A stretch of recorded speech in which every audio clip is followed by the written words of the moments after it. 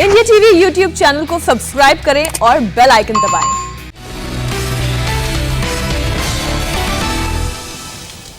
और चुनाव धमाका में अब आपको दिखाते हैं बंगाल की ग्राउंड रिपोर्ट। अंतिम 4 चरणों के चुनाव में जिस इलाके पर बीजेपी और टीएमसी का सबसे ज्यादा फोकस है उनमें से एक है ग्रेटर कोलकाता का इलाका। यहां सबसे दिलचस्प जंग कल्याणी सीट पर लड़ी जा रही है।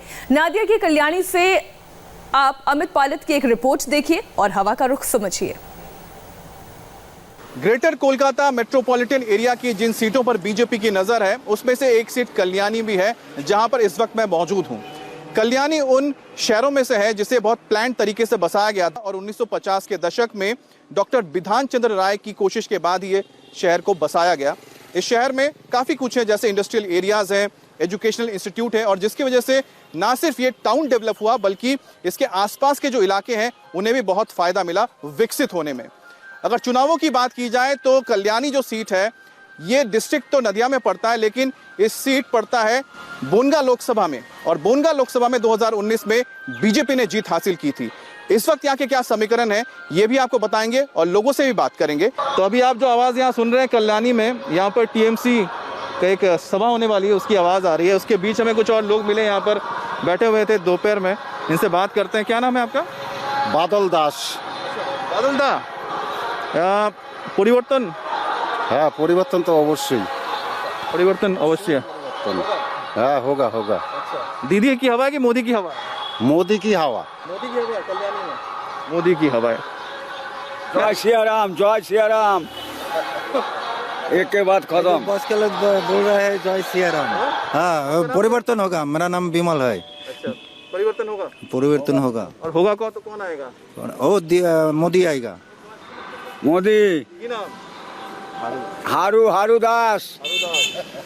तो आपने सुन लिया यहाँ पर लोगों की राय। अच्छा, ये भी खड़ा। क्या नाम है आपका? दीपू घोष। दीपू, परिवर्तन हो रहा है यहाँ पर? हाँ, हो रहा है। तो कौन आ रहा है? हम लोग के मोदी आ रहा है। मोदी आ रहा है, ठीक है। हमको बंगाल में मोदी ही चाहिए। अच्छा, हवा किसकी चल रही इलाके में, दीदी की कि मोदी की? ये तो इलेक्शन के बाद ही पता चलेगा। फिर भी तो टक्कर है, क्या है, किसकी हवा है? तीसरा कोई भी है यहाँ पर? यहाँ पर तीसरा तो पता नहीं, ये फिलहाल तो बीजेपी कर रहा है सब कोई। हाँ। आपका नाम क्या है? शंकर रविदास। शंकर बाबू, परिवर्तन चाह रहे हैं क्या आप? हाँ जरूर, काहे नहीं। आपका नाम? सुमित श्रीवास्तव। क्या लग रहा है यहाँ पर? वो एक ही है, एक ही हवा है। किसकी? बीजेपी की। बीजेपी की हवा है जी। आशकर्दा, परिवर्तन चाहिए आपको यहाँ पर? हाँ, असल परिवर्तन चाहिए। असल परिवर्तन चाहिए। हवा किसकी है, दीदी की कि मोदी की? ना, मोदी जी की। मोदी जी जिंदाबाद, अमित शाह जिंदाबाद, जेपी नड्डा जिंदाबाद। কি নাম আপনার? ঝুমা দাস। জুমাদি, আপনারা কি পরিবর্তন চাইছেন এখানে? হ্যাঁ, পরিবর্তন তো চাইছি। তো পরিবর্তন দেখছেন তো কি মনে হচ্ছে, হাওয়াটা কার চলছে এখানে, দিদির নাকি মোদির? সে তো বললে আবার মার খাবো আমি। ये बोल रहे हैं कि परिवर्तन जो चाहते हैं, लेकिन अगर ये बोल देंगे तो उनको मार पड़ेगा, तो आप समझ लीजिए। नादिया के कल्याणी के वोटर का मूड आपने देख लिया। अब आपको ले चलते हैं नादिया की हरिन घाटा सीट पर। अनुसूचित जाति के लिए रिजर्व सीट पर मतुआ समाज जीत और हार तय करता है। बंगाल की मतुआ का चुनावी मूड बताने वाली अमित पालित की रिपोर्ट देखिए। 5वें चरण में नदिया जिले के जिन सीटों पर चुनाव होने जा रहे हैं उसमें से एक होरिन घाटा भी है। होरिन घाटा रिजर्व सीट है। भले ही ये डिस्ट्रिक्ट नोदिया में पड़ता हो, लेकिन इसका लोकसभा क्षेत्र है बोनगांव, जहां से 2019 में बीजेपी के शांतनु ठाकुर ने जीत हासिल की थी।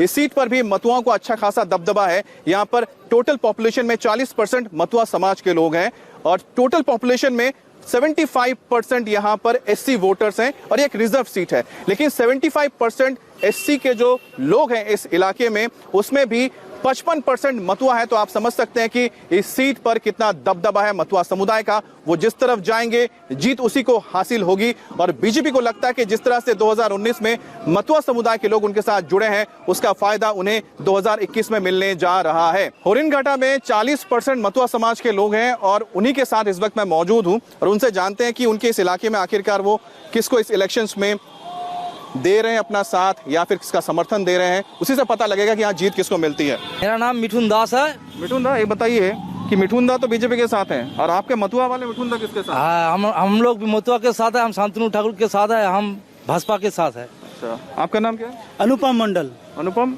आप लोग क्या परिवर्तन देख रहे हैं? आपका समाज परिवर्तन चाहता है तो किसके साथ जाना चाहता है? हम लोग जो ये समाज परिवर्तन देख रहे हैं, हम लोग सब हमारा ठाकुर नगर के जो शांतनु ठाकुर है, हम लोग भाजपा के साथ ही जानना चाहते हैं। आपका नाम क्या है? प्रशांत चौधरी। अच्छा, आप लोग किसके साथ जा रहे हैं? हम लोग बीजेपी के साथ ही हैं। आपका नाम क्या है? आशीष गाइन। अच्छा, आप लोग किसके साथ जा रहे हैं? আমরা মতুয়া সমাজ সমস্ত শান্তনু ঠাকুরের সাথে আছি। আমরা পুরো अच्छा, इनका कहना है कि शांतनु ठाकुर यानी कि जो बीजेपी के सांसद हैं और मतुआओं के लीडर हैं। आपका नाम क्या है? আমার নাম কার্তিক চন্দ্র বিশ্বাস। अच्छा, कार्तिक जी, आप लोग किसके साथ जा रहे हैं? আমরা শান্তনু ঠাকুরের সঙ্গেই আছি এবং শান্তনু বিজেপি করে এবং বিজেপি যেহেতু আমাদের সমাজের জন্য কিছু করছে, পূর্ববঙ্গ থেকে আসা মানুষের জন্য इनका ये कहना है कि शांतनु ठाकुर जो इनके मतुआ समुदाय के लीडर हैं, यानी ठाकुरवाड़ी से जो आते हैं, वो बीजेपी के साथ है, इसलिए वो बीजेपी के साथ है। यानी कि जो ठाकुरवाड़ी जिसके साथ जाता है, उनके मतुआ समाज के जो लीडर है जिसके साथ जाते हैं, वो समुदाय भी उनके साथ चला जाता है। आपका नाम क्या है? কৃষ্ণেন্দু বিশ্বাস। आप लोग युवा जो मतुआ है वो अलग कुछ सोच रखते हैं कि ये जो ठाकुरवाड़ी बोलता है? হ্যাঁ, আমরা শান্তনু ঠাকুরের সঙ্গে আছি। আমাদের অভিভাবক উনি যা বলবেন সেটাই ঠিক। यूथ भी शांतनु ठाकुर की ही बात कर रहे हैं। आपका नाम? লক্ষ্মী মালি। तो महिला जब मेरा जरा अच्छे, आप लोग क्या सोच रहे हैं, किसके साथ जाएंगे? শান্তনু ঠাকুরকে शांतनु ठाकुर, ये शांतनु ठाकुर का बोल रहे हैं। मतुआ समाज का मत आमतौर पर एक तरफा ही होता है और इसका प्रभाव हमने 2019 के लोकसभा के चुनाव में बखूबी देखा है। भारतीय जनता पार्टी को पूरी उम्मीद है कि इस बार के चुनाव में मतुआ समाज का पूरा वोट भारतीय जनता पार्टी को ही मिलेगा और ऐसे में 40 सीटों पर जो प्रभाव है वो भी शायद स्पष्ट दिख सकता है 2 मई तक। नादिया के बाद अब आपको ग्रेटर कोलकाता के दमदम की ग्राउंड रिपोर्ट दिखाते हैं। नॉर्थ 24 परगना की बेहद खास सीट है दमदम। एयरपोर्ट से लेके सबसे पॉश इलाका कोलकाता के दमदम में ही आता है और यहाँ पर हिंदी भाषी लोगों की तादाद बहुत ज़्यादा है।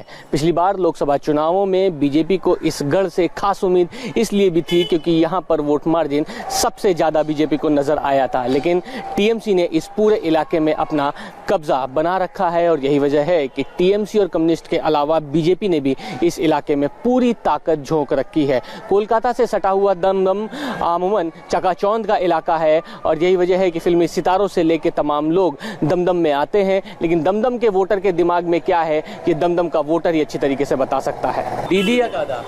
दीदी दादा वो बोलने से अभी तक नहीं है, खेला होता है। खेला होगा अभी तो इसको जाना ही पड़ेगा। किसको? दीदी को?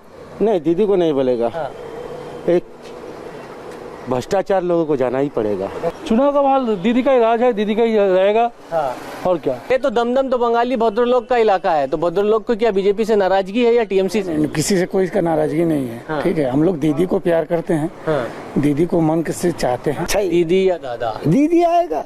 दमदम तो वैसे कम्युनिस्ट का गढ़ था पहले था, अभी दीदी का ही घर है। दीदी हर काम के लिए अच्छा है। हम लोग बंगाल में अच्छा, हर काम के लिए अच्छा दीदी। ये लोगों की सोच है यहाँ के, लेकिन जैसा कि मैं स्लोगन की बात कर रहा था तो टीएमसी का तो स्लोगन है, लेकिन बदलते वक्त के साथ आप देखिए बीजेपी का बैनर यहाँ पर दिखाई देने लगा है, क्योंकि अमूमन दमदम के लिए ये कहा जाता था कि कम्युनिस्ट की जो सोच है और कम्युनिस्ट के स्लोगन, कम्युनिस्ट की वॉल पेंटिंग्स दमदम के घर घर दीवारों पर दिखाई देती थी, लेकिन कम्युनिस्ट का गढ़ जब गया तब टीएमसी ने अपना वर्चस्व यहाँ पर स्थापित किया और टीएमसी ने पूरे दीवारों पर जोड़ा फूल को रंग दिया। लेकिन अब परिवर्तन होने की बयार है, तो यहाँ पर आपको बीजेपी के पोस्टर्स भी दिखाई देंगे और दीवारों पर बीजेपी के स्लोगन्स भी दिखाई देंगे। सुजीत दास के साथ मनीष भट्टाचार्य, इंडिया टीवी, दमदम उत्तर। नमस्ते, मैं हूं मीनाक्षी जोशी। वीडियो और खबरों से अपडेट रहने के लिए India TV YouTube channel subscribe करें, बेल आइकन दबाना ना भूलें। जुड़े रहें इंडिया टीवी के साथ।